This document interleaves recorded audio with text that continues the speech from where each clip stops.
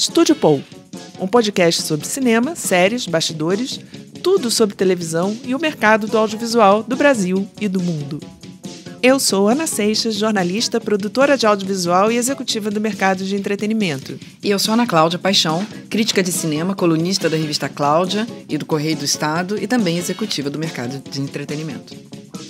Eu sou Milton Abirached, sou jornalista, diretor de TV, crítico de cinema, escritor, essa área aí.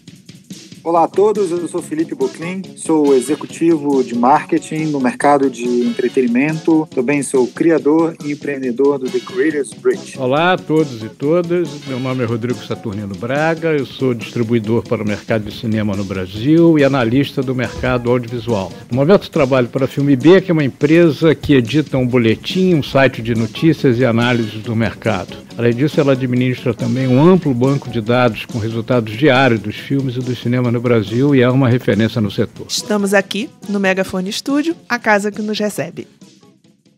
Olá, esse é o Estúdio Paul.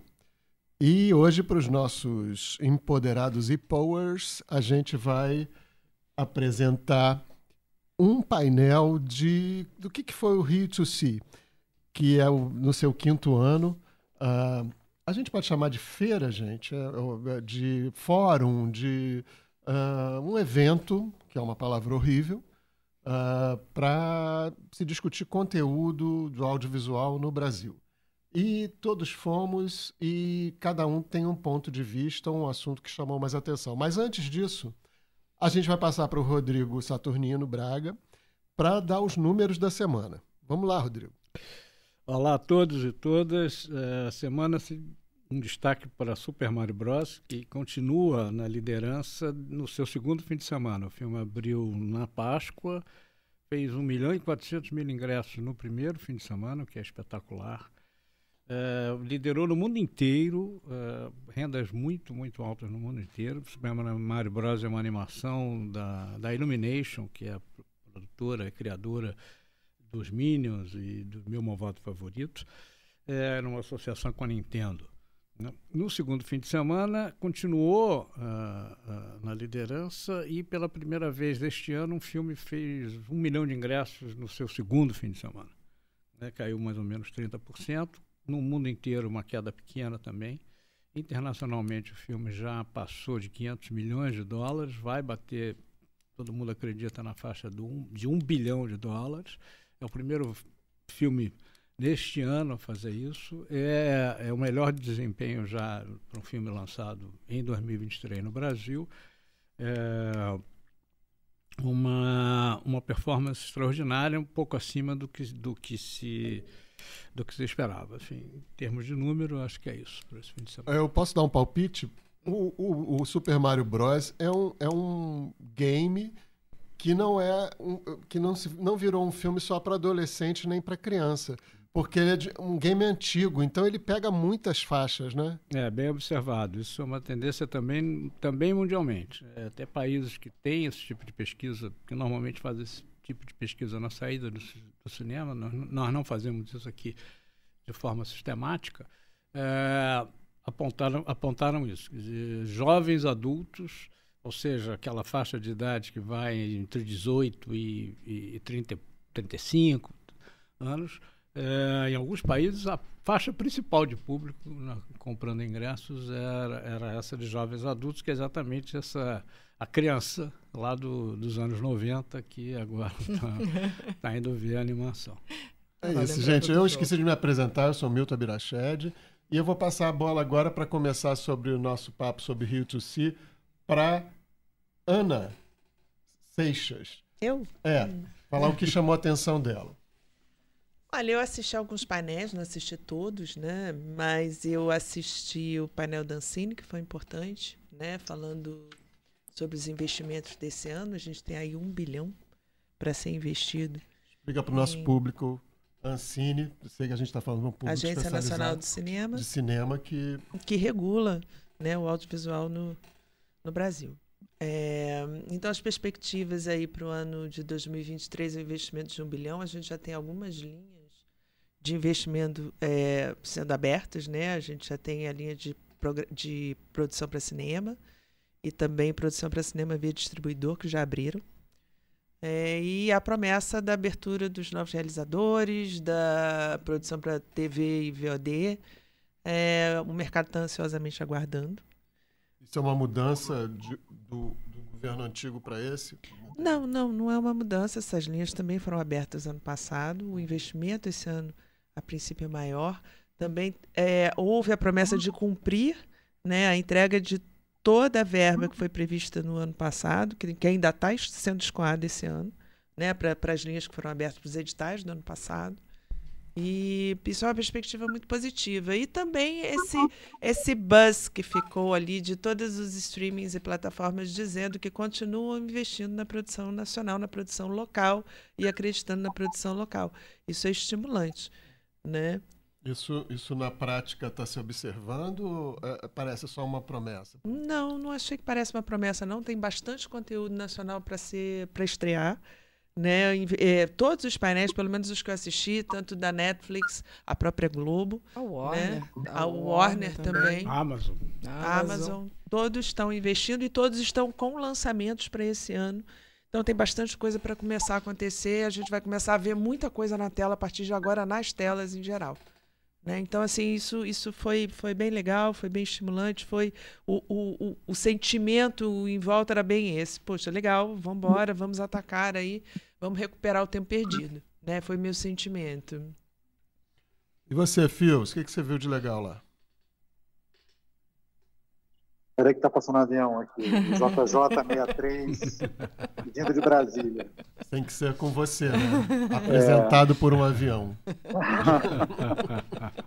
Olha, eu compartilho, diferente acho que do ano passado, que houve uma comoção, né, de todos estarem de volta e com essa promessa de investimento local.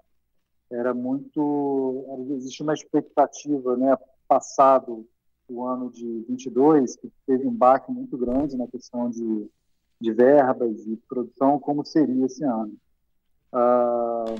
Eu levanto dois outros pontos complementares, que um é visivelmente, e isso tende naturalmente a crescer, tópicos referentes à internacionalização da produção brasileira. Existiram algumas sessões sobre isso, algumas palestras especificamente sobre esse tema, sendo uma delas no main stage, né, no global stage. De fato, o mercado internacional é uma zona de oportunidade e vice-versa, né? Tanto talentos brasileiros, produção brasileira, encontrando novas oportunidades de negócio internacional e grandes players internacionais interessados, né, no talento brasileiro para uma produção não somente local, mas também global. E um outro tópico que também, de alguma forma, estava nas palestras, mas ainda de uma forma um pouco tímida, estava relacionado um pouco a vamos dizer, os novos skills do audiovisual, né, que tangencia visão de negócios, inteligência de consumidor, gestão de recursos, gestão de processos, ou seja, um novo profissional do audiovisual está sendo demandado, né, para entregar cada vez mais projetos eficientes na ponta. E a ponta demanda isso aos produtores. Eu escutei de algumas palestras essencialmente nesses tópicos. É importante saber sobre o consumidor, é importante saber gestão de orçamentária, de produção, de todos esses pontos que hoje a demanda por produção exige nesse novo mundo de conteúdo, de produção e de distribuição. Eu não sei se isso foi discutido lá nesses fóruns que você está falando, mas isso que você está falando parece uma bonança. Isso quer dizer que o mercado de audiovisual está otimista com a economia?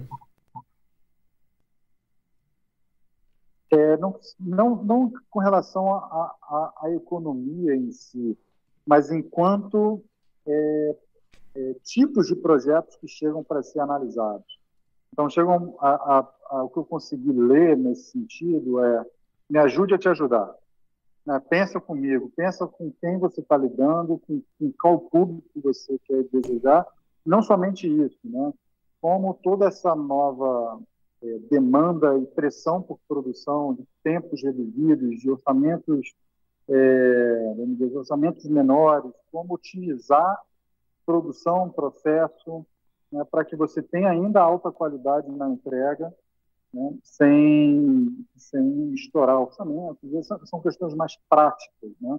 Mas isso eu escutei de algumas, assim, não teve uma específica disso. Eu estou fazendo uma leitura transversal de vários tópicos que foram colocados nesses skills, né? Skills diretos e soft skills, né? De gestão de gente, gestão de tempo, de diversidade, de inclusão, de saúde mental.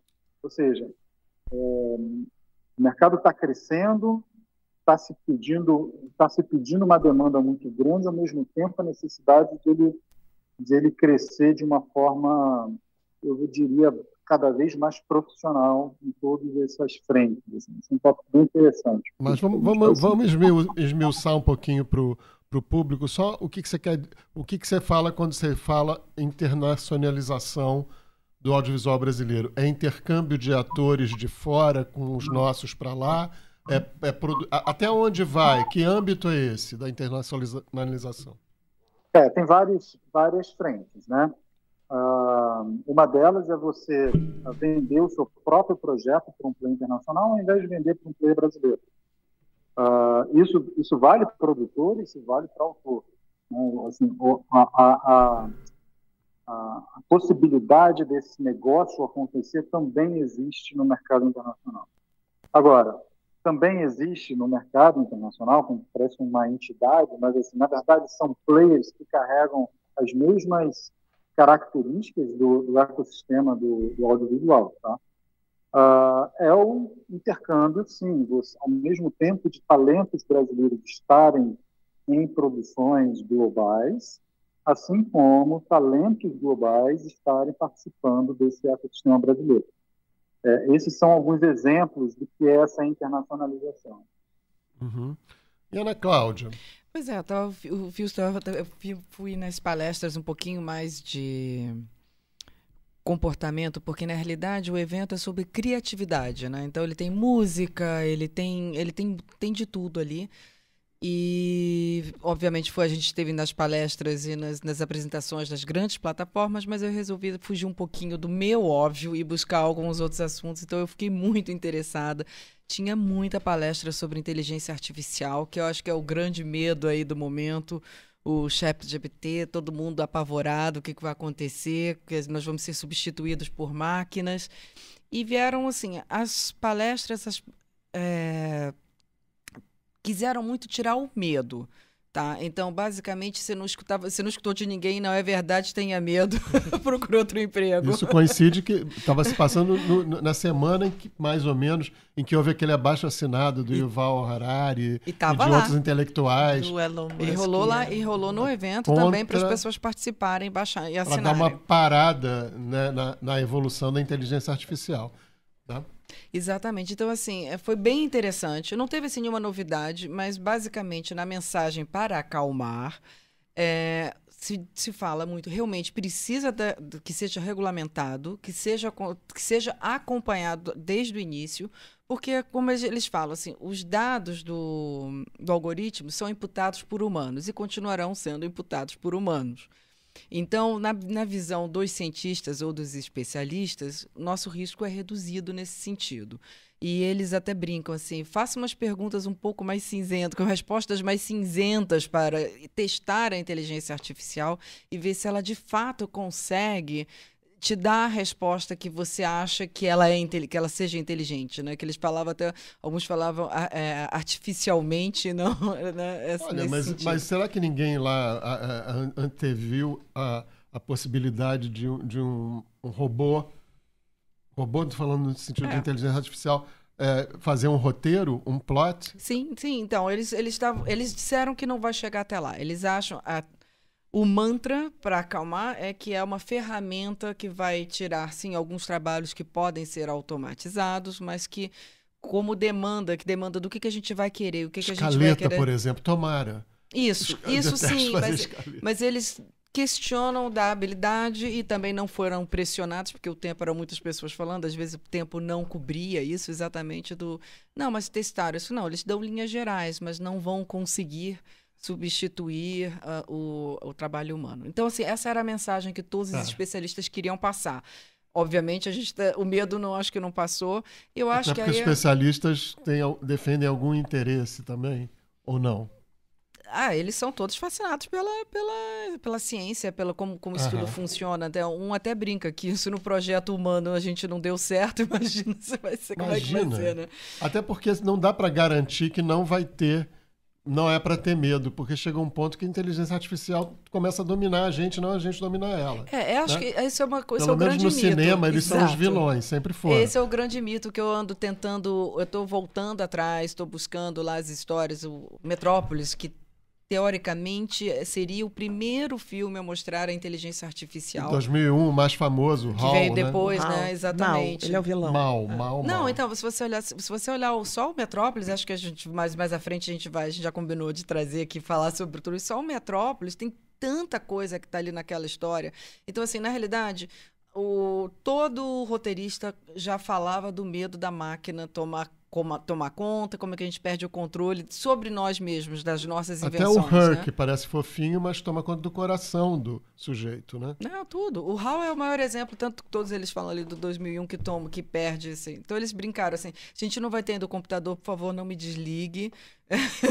Não chega nesse ponto. Mas, obviamente, vai depender muito do nosso uso e da maneira que a gente lida. Mas uma das coisas que era em comum acordo é que precisa ser regulamentado, que precisa estar desde o início isso aí controlado, porque, na realidade, quem está imputando esses dados para controlar, para criar o algoritmo para eles nos darem as respostas, né? A palavra regulamentado sempre causa um incêndio no mercado. Sempre. Lá foi consenso? Não, porque eles têm medo da questão também da limitação criativa, né? Mas, assim, enfim, tava lá, foram várias palestras. Os Elon Muskers todos adoram defender essa liberdade estranha aí, né? De sem regulamentação para nada, né? Mas ele assinou também, ele está de acordo com essa regulamentação. Vamos ver até quando. Rodrigo, o que você viu de mais falando interessante? Falando em regulamentação, houve um tema que permeou os encontros e debates no Rio-to-Si. O Filme B está até publicando essa semana um texto sobre isso, que é a importância da propriedade intelectual, da manutenção da propriedade intelectual com produtores e criadores de conteúdo audiovisual brasileiro. Né? Isso quer dizer, o cara escreveu o roteiro, ele tem direito sobre a obra dele. O que acontece é o seguinte, o sistema brasileiro de apoio estatal via fundo setorial e via outros artigos da lei do audiovisual também, determina que somente filmes com produção independente podem receber esse tipo de apoio, esse tipo de suporte. A produção independente é aquela feita por uma produtora brasileira não ligada a nenhum grupo de comunicação ou de radiodifusão nacional ou exterior. Fazer um parênteses, isso choca um pouco o que o Fios falou. Não choca, não choca. Quer dizer, não choca pelo seguinte, o que acontece hoje, né, é que, devido à paralisação do fundo setorial, no governo federal passado, as plataformas de streaming, e um pouco as televisões também, mas principalmente as plataformas, se tornaram os parceiros economicamente mais próximos da produção brasileira. Porque elas não usam recursos incentivados para produzir os seus filmes, os seus conteúdos, as suas séries. Né? E aí está a questão, quer dizer, elas têm a propriedade intelectual. Tá? Significa, por exemplo, que a palavra final sobre o conteúdo, sobre o final do filme, da obra, a duração, se a série vai ter 10 episódios, ou 6, ou 7, ou 8, essa palavra final é da plataforma, que é a produtora. Tá? Significa também que a plataforma terá esse recurso, terá direito a explorar esse produto indefinidamente. O produtor e o criador também, eles ficam como um prestador de serviço. Eles são contratados para prestar um serviço, tem aquela remuneração, pronto, acabou, você vai embora para casa. Cede todos os direitos, né, Rodrigo? Não retém nenhum direito. Não retém nenhum direito. Quando você vai no fundo setorial, ou se associa com uma própria plataforma, com um estúdio para fazer um filme que recebe recursos ou da lei do audiovisual ou do fundo setorial, o produtor brasileiro detém essa propriedade intelectual, que significa que ele tem o corte final, ele tem a duração, e ele continua explorando esse filme indefinidamente. Ou seja, tem um contrato, tá, com a plataforma ou com a distribuidora, às vezes com a distribuidora e depois com a plataforma, por um determinado número de anos, mas terminado o contrato, esse direito volta para o produtor, que vai renegociar de novo. E isso, economicamente, também é muito importante, ou seja, não é só do ponto de vista autoral. Há uma importância econômica muito evidente, porque hoje há muitos produtores que recebem rendimentos por filmes lançados há 10 anos, há 15 anos. Tá? É um recurso que é sempre muito importante para essas produtoras, especialmente naquele momento de entre-safra entre uma produção e outra. O que está se especulando e conversando é sobre exatamente a regulação. Há necessidade de uma nova regulação, da criação de um novo marco regulatório do audiovisual brasileiro, que passa pela plataforma de streaming, porque elas não são taxadas como outras plataformas, como o cinema, como a televisão por assinatura, por exemplo, são. Tá? Isso é quase que um consenso, tá? Isso vai inevitavelmente acontecer, a rigor já era para ter acontecido e vai acontecer, já aconteceu em outros países, particularmente na Europa. Isso pode acarretar o quê, assim? Não pode acarretar nada. Consumidor, quer dizer, eles, como consumidor, acho que nada. Porque e para os produtores? Para os produtores, muita coisa, porque se imagina, por exemplo, que como no cinema e como na TV por assinatura, haverá uma obrigatoriedade de exibição de produtos local. Eu acho que para o consumidor não vai afetar, porque as plataformas já fazem isso hoje, já exibem muito produto local, aliás, como o Fiat falou, e exatamente por isso é que eu acho que não há choque. Não tem uma exigência de porcentagem para as... Não, pois essa é uma questão. Essa questão da nova regulação. Por exemplo, no cinema e na TV por assinatura, há uma obrigatoriedade de que essa cota seja preenchida integralmente com produção independente. Né? Enquanto muitos, inclusive eu, acho que deve haver um balanço entre uma coisa e outra. Né? Mas a questão de ser nacional ou não, a porcentagem que eu perguntei é essa? Pois não há essa porcentagem. Não. Isso a questão que está colocada é: haverá um percentual? Né? Porque ela existe em outros países, não? Existe em outros países das mais diferentes formas. Né? Então, existem países que é 100% produção independente, como o Brasil por exemplo, no caso da televisão por assinatura. Isso foi muito importante para a produção brasileira, diga-se de passagem, igualmente no cinema. Tá? E há países onde há um balanço, ou seja, é possível cumprir a cota com uma parte de uma produção local, desde que brasileira. Né? Que é exatamente o que a gente tem hoje. Né? Quer dizer, essas produções das plataformas, né? Cidade Invisível, por exemplo, né? É uma produção brasileira, né? Cujos direitos de propriedade intelectual são da Netflix. Né? Pode ter um contrato que especifique isso ou aquilo, mas basicamente é isso. Né? Então essa é uma discussão. O temor é que essa permissão desse percentual seja muito elevado, né? e que de uma certa forma consolide o sistema que está em vigor agora, que é o produtor brasileiro sem a propriedade intelectual, e permitindo que as plataformas acessem os fundos estatais para financiar no todo, ou pelo menos uma parte da obra. Então, isso é uma coisa que vai ser certamente conversado, debatido, porque é lei, tem que ir para o Congresso, tá? Tem que ter audiência pública, isso é uma tarefa do Executivo, do Legislativo, os produtores certamente vão vão participar desse debate, as plataformas certamente vão participar desse debate, mas isso foi um tema que teve presente em vários dos debates das mesas lá no Rio-Sul. Nessa nova regulação, só voltando um pouquinho, só para ficar claro, se especula essa discussão, se especula em que porcentagem a discussão não só de ser independente, mas de ser produção nacional? Existe? Não, produção nacional, sim, tem que ser definido exatamente o que é. A legislação tem que definir sim. O que é a produção nacional. Mas se especula que número, assim? Não se especula. Não se especula. Não, porque você falou que tem um temor de que seja alto demais. Tem um temor que seja alto demais, mas não se especula. Você dá o palpite que seria alto demais?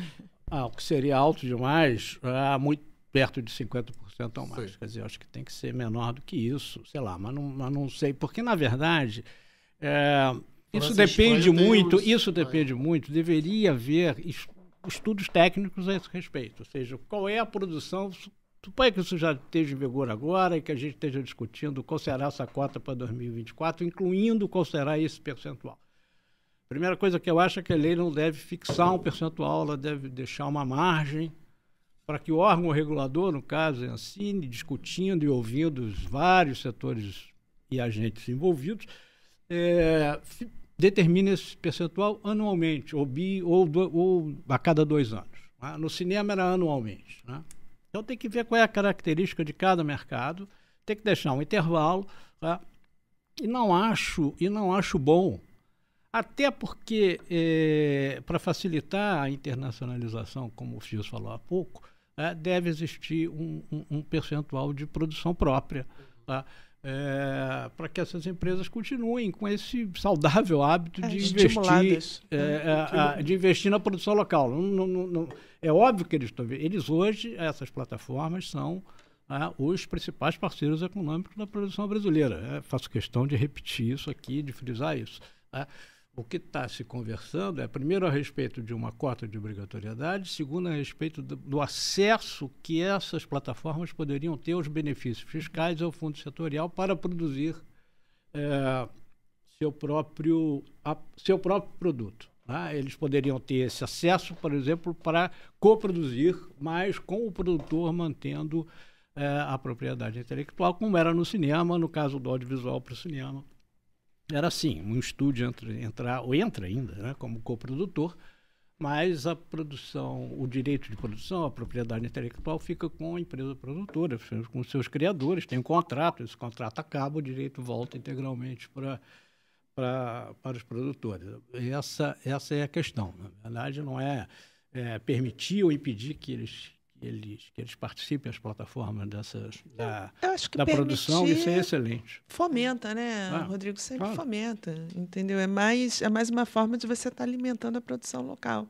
Agora, desde que isso não desestimule o investimento da própria plataforma, que é importante também, né? Porque aí existe uma agilidade no dinheiro, né, que você não depende do edital, que você não depende, né, do órgão regulador, e que você tem um pouco mais de agilidade na produção e também um pouco mais de domínio sobre a escolha. Mas toda e qualquer iniciativa nesse sentido fomenta. Depender do órgão regulador sempre vai depender. Usou dinheiro incentivado, vai depender do órgão regulador. Enfim, isso é inevitável. A questão principal é chamar a atenção para a necessidade de que a produtora brasileira e o criador brasileiro possam ficar com o direito de propriedade, que é uma coisa fundamental na sua vida econômica e criativa. O Fios está querendo entrar. O Fios está querendo. Esse é um tema, né, que já está sendo discutido bastante lá na Europa, inclusive. E o mercado está buscando soluções, tentando se autorregular. Eu escutei no próprio Rio-Sul, eu não sei se foi a Amazon, eu também não quero... a questão não é exatamente o player, tá? Mas eu escutei negociações onde o direito de propriedade intelectual estaria restrito a alguns mercados. E outros mercados voltaria para a produtora poder desenvolver a venda desse produto em outros determinados países. Outra coisa que eu escutei também são gatilhos de success fee. E caiu. Bom, o Fios caiu, a gente continua por aqui. Mas, na verdade, o que o Fios está falando é que esse processo de discussão e de criação de mecanismos alternativos já está mais ou menos funcionando, já está em vigor. Né? Então, essa, na verdade, é uma boa notícia. Eu ia perguntar para ele se... Pergunta quando ele voltar. Ele já voltando já. Ele já vai voltar. A gente, só vou explicar aqui, gente, aqui o Fios conversa com a gente remotamente. Então, tá nesse momento, ele está em São Paulo. O link caiu, mas daqui a pouco ele está voltando. Coisas que acontecem na TV Globo, nas melhores famílias. Né? E que agora a gente já está aqui em vídeo também, podendo mostrar como é que a gente fica. Então, gente, enquanto isso, a gente podia falar do que a gente tem visto aí de produção, de conteúdo nacional, de conteúdo de fora. Não focar assim, a gente não vai focar hoje em nada específico. A gente vai falar no que a gente tem visto e que chamou a atenção da gente fora do Rio to See agora, em séries e filmes. Eu até queria falar uma coisa que foi interessante que eu achei do Rio to See, que a gente conversou um pouquinho aqui num outro episódio, que é exatamente esse investimento em novelas, né? E que eu achei super interessante. Vai ter refilmagem de clássicos dos anos 90. Por exemplo, Dona Beija tá vindo aí para Warner. Eu gosto de tudo que é histórico, eu adoro. Então, então, quando você pegar uma novela que foi aquele sucesso que foi na TV, na Rede Manchete, e retomar e contar com conhecimento, com o domínio que se tem hoje, né, do storytelling, de tudo isso, acho que promete ser uma boa novela ali. Isso a gente vai ter novela em todos os streamings, quase. Né? Todo mundo quer fazer Netflix. Todos estão investindo em Todos estão investindo em... Na verdade, estão investindo em novelas mais curtas, né, chamadas teleséries, com máximo de 50 capítulos, né? Exato. Mas eu achei bem legal. E olha que eu nem sou tão noveleira, não. Eu sou mais de série e filme, mas assim... Eu gosto de novela. Eu gosto também. Eu acho que é um formato que funciona muito bem pra gente, que foi o que a gente conversou, foi no episódio que a gente estava falando muito das novelas turcas, então acho que dá pra gente dar uma... E é um formato que funciona bem no streaming, né? Essa coisa da hora conteúdo, né? De você estar ali consumindo recorrentemente, é muito bom, né? E o folhetim funciona desde que resolveu se falar sobre dramaturgia, sempre, né? Desde que o mundo é mundo, o folhetim funciona. Desde sempre. É um formato muito bom. Né? A Globo, inclusive, o Todas as Flores, que foi no Globoplay, agora vai para a TV aberta. Eu tenho visto muito Todas as Flores. E eles já estão produzindo uma nova novela nesse formato, que também vai para o Globoplay e depois vai direto para a TV aberta. Os outros é série. Os outros é série. Os outros é uma série do Lucas Paraíso, escrita, né? Roteiro Lucas Paraíso. Roteirista de Sob Pressão. Argumento Fernanda Torres. E a direção Luísa Lima, se eu não me engano. Luísa Lima, com Adriana Esteves. Adriana mostraram um trechinho lá. Me lembrou muito Deus da o Eduardo Sterblich. Exatamente. Achei a história muito parecida com o Deus da Carnificina. Problemas de pais e filhos no colégio. Exatamente. No condomínio, no caso é no condomínio. No condomínio da Barra. Né? Bem clássico, assim, né? Briga de condomínio e as famílias, obviamente, tem um pai violento. Tem aí uma relação com Deus da Carnificina. Mas a gente já falou de Succession no outro. Aliás, a gente mordeu a língua no Succession na última. Porque a gente comentou dizendo que é mais do mesmo, mas a gente nunca vai falar mal de Succession. Não. Mas a gente falou bem, né? Vamos lembrar o que a gente falou. É mais do mesmo, mas a gente gosta porque a gente trabalha muito bem, o roteiro é bom. Então... Exatamente, os atores maravilhosos. Os atores maravilhosos. É uma façanha fazer aquilo sendo mais do mesmo, né? Exatamente. Só uma coisa tão bem feita assim. Exatamente. E logo em seguida, ao nosso podcast ter subido, deu uma virada, né? Eu não vou contar o que é para quem não viu ainda, mas será que alguém não sabe? Será que alguém não sabe? A gente pode fazer uma pesquisa. Você pode desligar agora que eu vou dar um spoiler?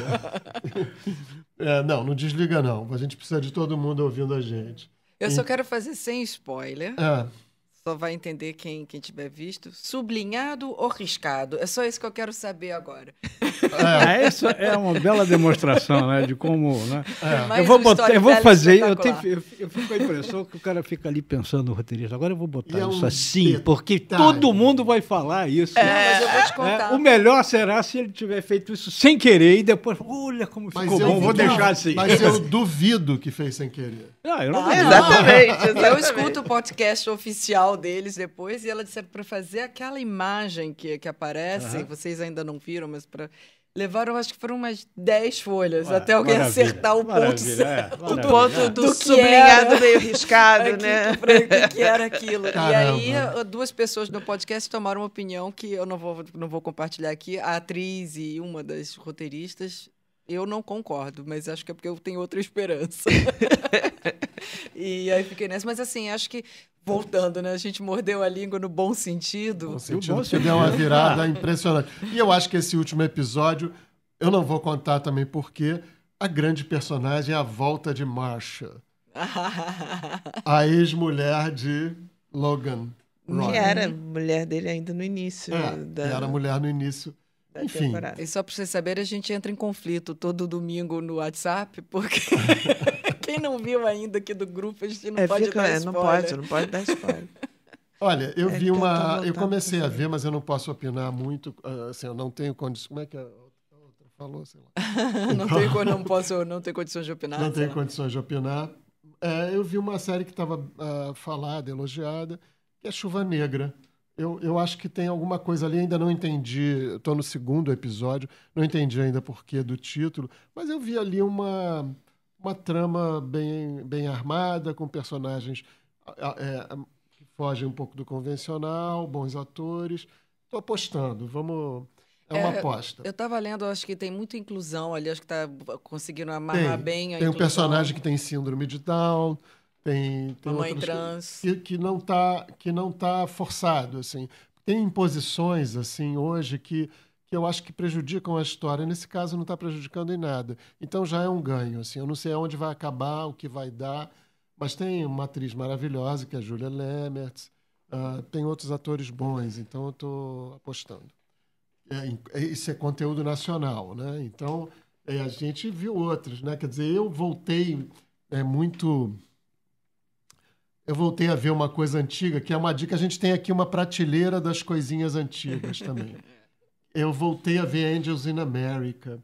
E eu achei tão deslumbrante aquela construção toda, que é uma peça de teatro, né? E ela está inteira ali. Como eu vi na Broadway, em duas sessões, né, de 3 horas e meia cada uma, quando estreou, aquilo está integralmente. Tem um Al Pacino deslumbrante, que eu nem sou fã do Al Pacino assim. Mas ele faz o Roy Cohn, que foi um crápula do governo Reagan, um cara abaixo de todos os níveis de caráter. Meryl Streep, todos fazem, menos Al Pacino, todos fazem os 3 personagens, né? A gente nem reconhece Meryl Streep quando abre a série. Ela faz um rabino velhíssimo. Você demora a descobrir que é ela. É uma atriz maravilhosa.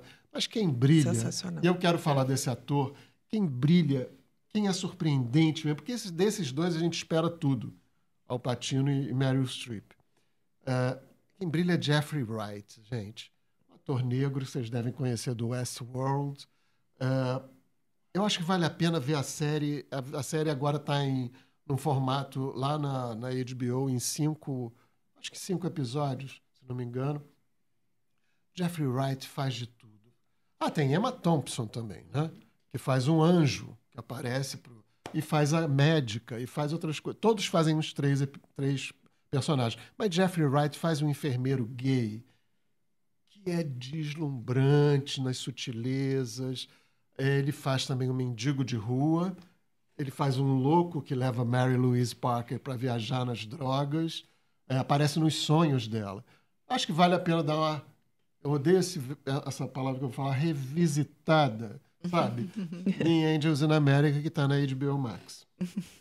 Eu tô com a minha lista, já passei assim, é uma lista meio pop, mas eu continuo vendo ainda, terminando todas as despedidas que estão no momento, né? Mandalorian, que termina essa semana, tô nervosa pelo Din Djarin. Eu tenho Ted Lasso, que também está indo aí para o final. Barry, que começou e que vai terminar. Então, todas as despedidas. A Miss Maisel, que também está para se despedir, também está tudo aí.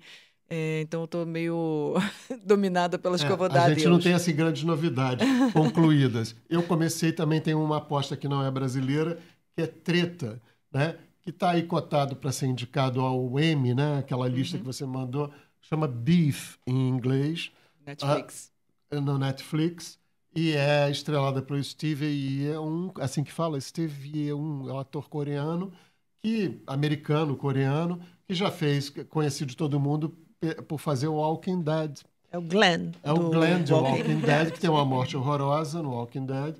E com uma cacetada de Eu não assisti Louise, essa cena, eu não tive coragem entendeu? de assistir essa cena. E ele fez Minari, um filme que concorreu ao Oscar, inclusive eu acho que ele foi indicado também no ano retrasado. Filme coreano-americano. E ele está em alta, assim, e ele faz um papel muito divertido, assim. Eu não sei ainda onde vai dar isso. É uma briga do nada de trânsito que vai tomando proporções imensas, um se vingando do outro, ele e a atriz... Ellie Wong. É uma comediante que está no auge, assim, está fazendo muito sucesso. As duas estão bem no auge, assim, né? E eles estrelam isso aí. A Ana adora a Ellie e eu adoro o Silvion. Então, assim, eu tô achando divertido, tô achando bem levado. O trailer me afastou um pouco. Porque parecia uma histeria coreana de novo. Mas não é. Então, acho que tá indo bem. Vamos ver o que vai dar. E você, Aninha, que você tem visto? Eu assisti a estreia A Última Coisa que Ele Me Falou, que é com a Jennifer Garner e o Jamie Lannister. Eu não sei falar o nome dele, é muito difícil. Então, Jamie Lannister fica mais fácil. Tá sendo... Costa Valdó. Exatamente. Eu esqueci o primeiro nome. Nicolás. O nome dele é difícil de falar. Né? Todo mundo sabe quando a gente fala Jamie Lannister, a gente sabe de quem está falando. Na verdade, o Jota tem som de I. Nicolai Costa Valdó. Nicolai. Nicolai.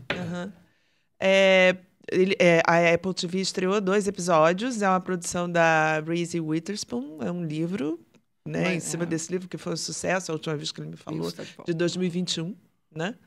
E, enfim, está sendo extremamente criticada essa estreia nos Estados Unidos. Não está indo bem, não. Não está indo bem, porque exatamente a aposta na fórmula certa, né? Que eles julgam a fórmula perfeita, que é o thriller investigativo, é o suspense investigativo, mas o drama familiar, que é a questão da mulher e a enteada, a relação entre as duas, que é uma relação conturbada, e tudo que vai começar a acontecer a partir do sumiço desse pai e marido, né, que desaparece.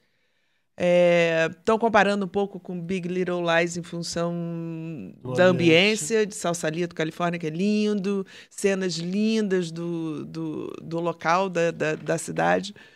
Mas vamos ver a que veio. Ela tá um pouco... Eu gosto dela. A Reese tá... A Jennifer Garner. Mas ela tá um pouco assustada o tempo todo, né? Muito assustada. Estão criticando muito Jennifer isso. Garner é do Ozark. Não, Jennifer Garner, ela apareceu fazendo Alias. Alias. Ela era...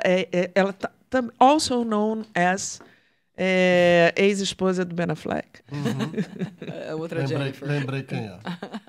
Enfim, então essa foi a estreia que eu assisti. Aliás, Reese Witherspoon, que tem sido uma produtora muito atuante, que a gente falou que produziu, antes dessa, Daisy Jones and the Six. Daisy Jones, que a gente ama, e eu estou acabando ainda de ver Daisy Jones. Cada vez é melhor. Eu economizei o último episódio para ver hoje até. Aquilo que a gente também já conversou aqui no nosso podcast, que é o fato de que ela investe nessa literatura, né, nos livros, para adaptar. Ela fez realmente esse investimento. É o forte da produção. Exatamente. Ela está investindo na compra de best-sellers nessa linha. Muito bem nisso. Uhum. Brad Pitt é um grande produtor, né, hoje, né? Vamos falar de Tom Cruise? Pelo amor de Deus, não. Rodrigo, você tem alguma coisa para dar dica aí? Eu que assisti, além do Succession, eu assisti Perry Mason, na HBO, uma série policial, que se passa lá nos anos 20, 30. Caro, né? Mais ou menos. Produção cara, né? Mais ou menos. Mas tem coisas interessantes. O tema eu gosto. Né? Policial, uma cara meio de filme B, essas coisas lá dos Estados Unidos nos anos 30. Tô gostando. Assisti essa série, o primeiro episódio dessa série que ele falou, a última coisa que ele me falou. Que ele me falou. Concordo, mais ou menos, também não pegou. Não pegou por enquanto. Assisti uma série na Apple chamada Extrapolation, que o tema me interessa muito, que tem Meryl Streep também, pesado, que é boa. o futuro, como vai ser o futuro da sociedade num cenário de aquecimento global efetivo, né, com a temperatura aumentando e o que muda, né, e é muito pesado. Eu cheguei no 6º episódio. Tive que parar pra E aí o respirar, 6º episódio foi muito... Eu assisti 2. Com o Kit Harington, né, do Jon Snow. Isso já me faz lembrar de fungos no aquecimento global, né? The Last of Us. Os fungos dentro do corpo da pessoa, com aquecimento, eles podem sobreviver e dominar aquele negócio. Isso é uma coisa eu vou deixar para inteligência artificial. Se não me engano, são os mesmos produtores do Years and Years, sim. É uma série da HBO que eu adoro. E o Years and Years, Russell T. Davis, o nome dele. E o Russell T. Davis me leva a falar, eu não ia falar hoje, de uma série que mais me encantou até agora nesse ano, que é It's a Sin. É uma série que não é nova, é de 2021. Ela está no HBO Max. E é uma série, assim, tão bem feita, tão comovente, ao mesmo tempo tão sem melodrama, né? Ela é um drama mesmo, porque são jovens do interior da Inglaterra que se juntam em Londres para morar juntos, todos cheios de vontade de fazer arte, de fazer teatro, de brilhar e fazer outras coisas. Enfim, vão morar juntos. E ali, no esplendor da juventude, do tesão, dos poros cheios de hormônios saindo pelos poros e tal, eles são pegados na curva pela AIDS.